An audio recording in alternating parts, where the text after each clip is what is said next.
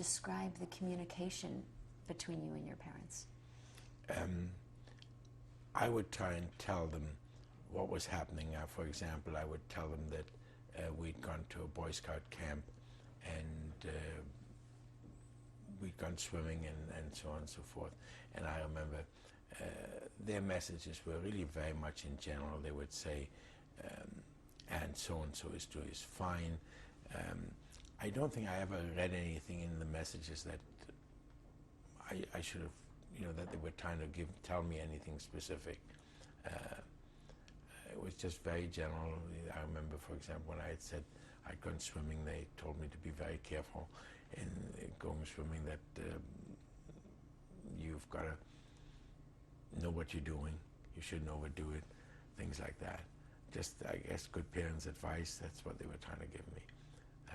They wanted to know who the scoutmaster was and whether he was all right and did I know him and so on. Just the thing that parents would tell their children, just like we used to tell our children when they went to camp. So you received confirmation that they were receiving your correspondence? Yes, they would say, received your letter of so-and-so. They would usually start out with that. And I say that continued until end of 41, early 42, and then I didn't hear anything until after the war. And the communication I received then was from a lady who had worked for my parents in their business, a German lady, and she had found received my address, and she wrote to me asking me for food packages, and also tried to tell me what happened to my parents. She knew they had been sent to Auschwitz, and she told me that. And actually, she was a lady that at one time, from what I've learned since, had tried to negotiate with my parents to purchase their business, but it never was consummated because she knew the value of the business and so on. Do you know, with the time when you were in England, were your parents still operating the business? From what I understand, what I've learned since from this lady especially, they operated the business until, I guess, 38, when it was destroyed on Crystal Night. That's what she had told me, that it was destroyed on Crystal Night. The windows were broken and the merchandise was flooded with water and so on. So while you were in England, you were getting information. You mentioned you were reading the paper. Yes. How much did you know about the war in Germany? Well, obviously the most of the news was about the war, as far as progress of the war, and of course we learned about the bombing and all those things. And as far as the concentration camps, there was really very little news. It was never confirmed. There was a white paper written. I remember reading in the paper about a white paper having been written about the camps, nothing was ever really confirmed. It was always as if they were just rumors. Although I'm sure people knew more than ever appeared in the papers. Not until, I guess, nothing appeared in the papers really that I knew of until the camps were liberated. And were you concerned about your parents at this time? Well, I didn't know what was happening. Certainly, the papers never mentioned anything. You heard about the bombing rate and the cities that were bombed, Berlin and everything else. I never read anything about Breslau being bombed. I learned since then that Breslau was one of the major fortifications against the Russians, and it was pretty much devastated when the Russians advanced into Germany. I've read since then that 75% of the city was destroyed. As a matter of fact, the building I lived in shows quite a number of bullet holes or shell holes or whatever you want to call it. But the building that I lived in is still standing. At least it was 6 or 7 years ago when I visited there with my wife.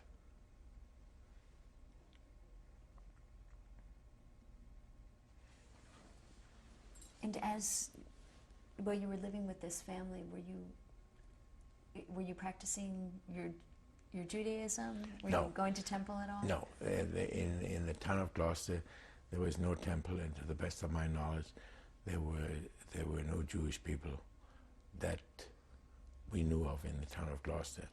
The nearest Jewish congregation that we had heard about was in Bristol, which is 30 miles away, and we tried to contact them at one point. I think this was even before I moved in with this family, when we were still a group of 10 or 12.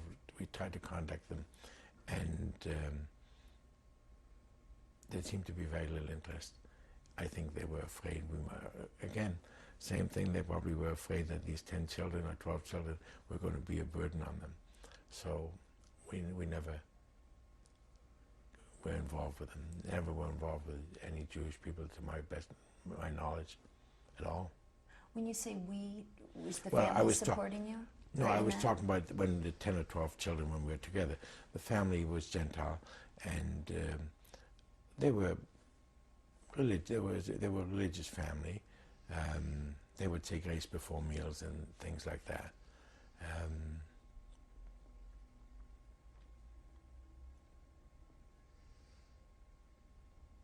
Were there any attempts on your part to preserve your Jewish identity? Was that something you were aware of at the time? It was something I was aware of, and it was in my mind, but there was, I always knew I was Jewish, but I certainly didn't practice any of it while I was in England. So as you were attending school with your friend Jim, what were your days like there? I guess like regular school kids, we'd go to school in the morning. We'd go on bicycle. We lived about 2 miles from the center of town. The school was near the center of town. We'd go to school, and we'd come home in the afternoon, and sometimes we'd go downtown in the evening, and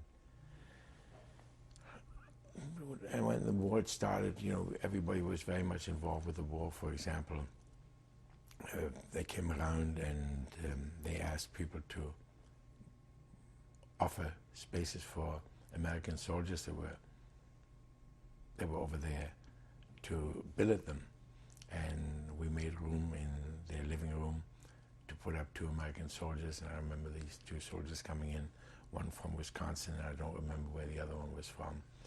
And they sat down to have a meal with us, and they told us that, they'd been told not to talk about anything about the war. They couldn't tell us anything at all, but they told us that it took them 13 hours to come to Gloucester by train from the boat they'd landed in. And there were about 10,000 of them on the boat. So we knew it was one of the Queens, and we knew they'd arrived somewhere in Scotland. But they were wonderful people. They would come during the day, and they would bring little bits of chocolate for us, because those were rationed and so on. And I wish I'd know what happened to them.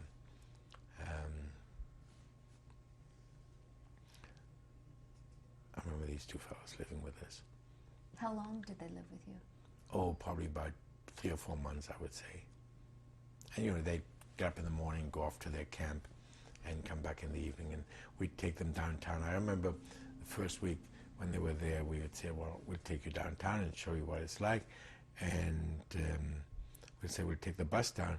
They said, no, we'd rather walk. And we couldn't understand why they wanted to walk. We found out later that they hadn't been paid yet. Things in the army moved slowly, I guess, like everything else, and they hadn't been paid, and they didn't want us to pay their bus fare for them. And they also, I remember they'd been told to salute everyone in uniform.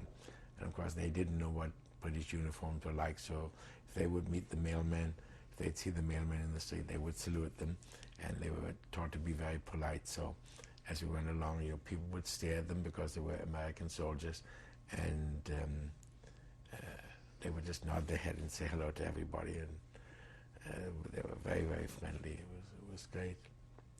What was that like for you, walking down the street with an American soldier? Oh, we were very proud of it. It's knowing that they were living with us.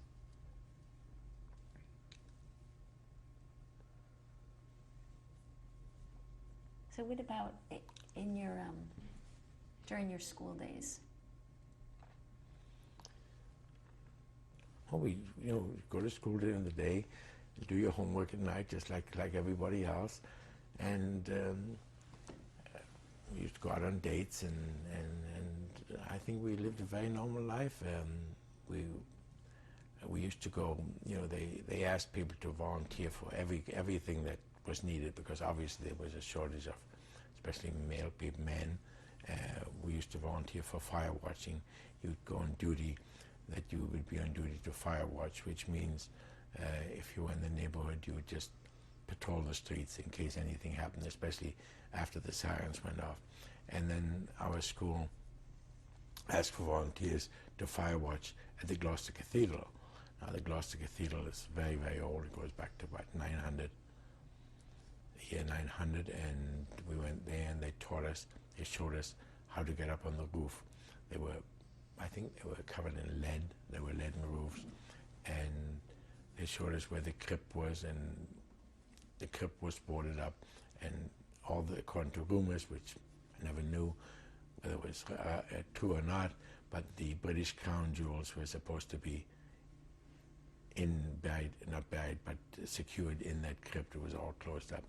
And we learned how to get around the cathedral in case it was firebombed. And we used to go there probably once a month, spend the night there. It was very interesting. Actually, one of the interesting things was joining the cathedral was a School of Domestic Science. That was the proper name for it. It was a School of Domestic Science where British ladies were taught how to cook and how to take care of a home. So we used to go there, and these young ladies would come over and bring us tea and crumpets, I guess, and bake for us, and it was very enjoyable. So again, it became a pleasant adventure. That part of the town was never bombed. The part near the aircraft factory was, and I remember a couple of times when bombs were hit. I remember once going up to a house that had been badly bombed, and I always remember that the street was covered in rubble, really heavily covered in rubble where the building had collapsed, and an ambulance came and couldn't get through there to go into the city to the hospital, and probably about maybe 10, 20 men got on both sides of the ambulance, and they physically lifted it up and carried it over the rubble, put it down on the other side, and it went on. And I've always remembered that, very often you see an accident and people will stand around, and I know from experience that if enough people get together, they can move mountains. How long would you spend in the cathedral? Oh, just a night. We just a night, and as I say, if nothing happened, they would have cots we could sleep on, and did that activity continue throughout the war? Oh yes, yes. But as I say, we probably only went about once a month, and there were about 10, 15, 20 people would be there any given night, because it was a very valuable asset. So people didn't want to have it destroyed. Was the father of your household, Mr. Thew, was he in the war? Was he in the army? No, he was not. He was too old to be in the army. He was home, and Mrs. Thew was home. The oldest boy joined the Merchant Marine, and later moved to Australia. Jim, when he became old enough, joined the Merchant Marine, and was torpedoed once. His ship was sunk, and he was rescued, and he was awarded the British Empire Medal. And the youngest son, he just was going to school throughout the war, and after the war, after I came to the States, we went back to England once. We met him. That time he was a policeman in London, and He then joined the British Peace Corps, the equivalent to our Peace Corps, and went to South America and had an unfortunate automobile accident and was crippled for life, and he passed away a number of years ago. That was John, the younger son. He never married. But you remained with the Thew family throughout the war? Yes, until I came to the United States in '47. And were you in school this whole time? Yes, Were I you was able in to? school, yes. I didn't join the service because I was not a British citizen. I was a refugee. I had no nationality, actually. So I never joined the service. I wasn't really old enough to join the service. How much schooling did you do in England? I had 3 years of technical college in England. And then when I came over here, I just attended some classes at Columbia University. While you were in the technical college, was there any activity at the college around the war? Any resistance? No. Any war? No, it was just, I studied architecture and just used to attend classes and do your homework and during vacations.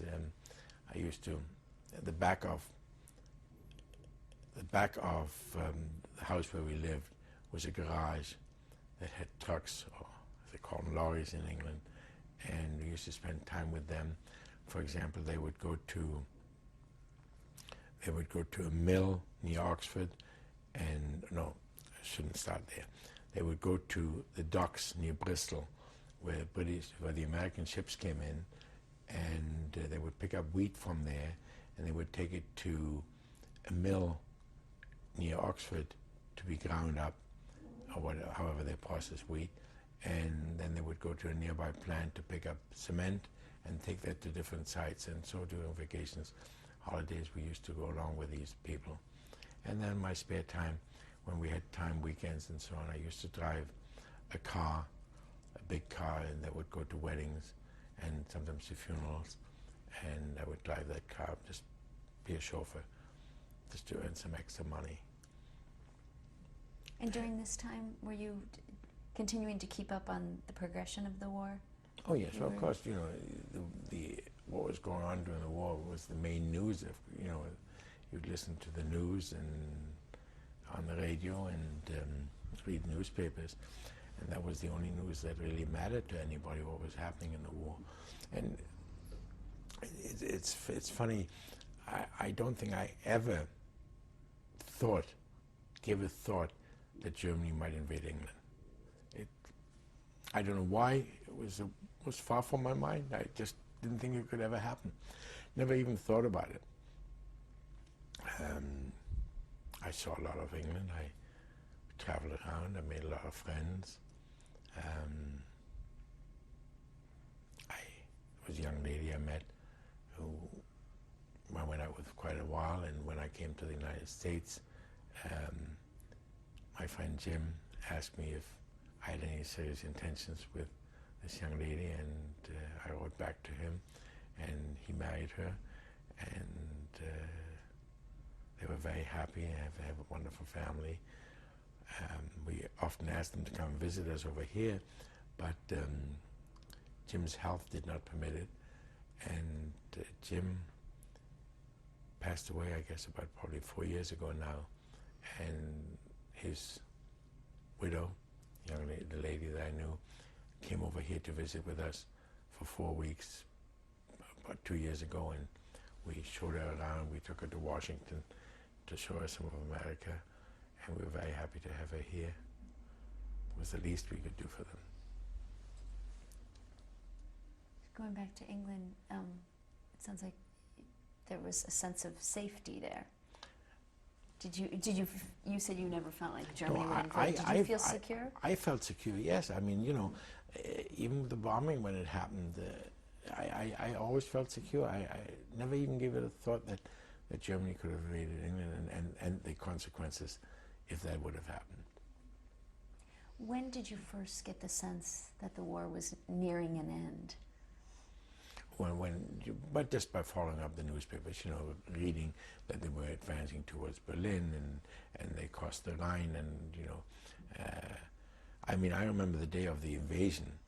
I remember distinctly standing in the garden and hearing these planes come over, and hundreds and hundreds and hundreds of planes, this continuous drone of these planes flying over to Europe.